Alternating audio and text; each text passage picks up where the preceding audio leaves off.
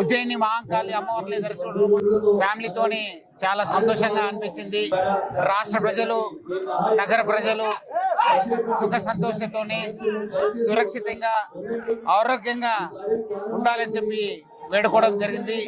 Already మనము గోల్కొండ బోనాల్ని, బల్కంపేట్ బోనాల్ని చాలా successful గా కంప్లీట్ చేసుకున్నాం.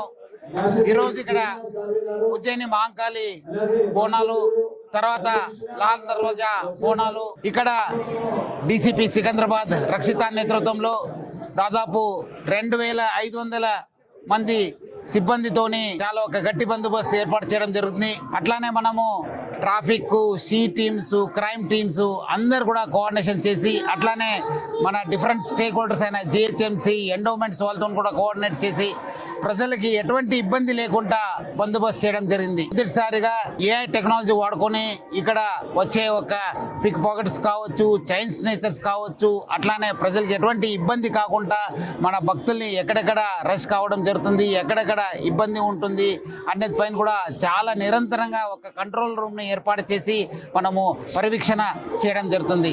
అట్లానే రాష్ట్ర ప్రజలు మనకు అంతకుముందు జరిగిన గోల్కొండ, బల్కంపేటలో అట్లానే నగర ప్రజలు కూడా బాగా సహకరించారు.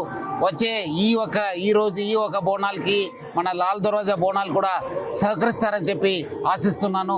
అందరు కూడా రాష్ట్ర ప్రజలకి, నగర ప్రజలకి ఇంకోటిసారి బోనాలు శుభాకాంక్షలు.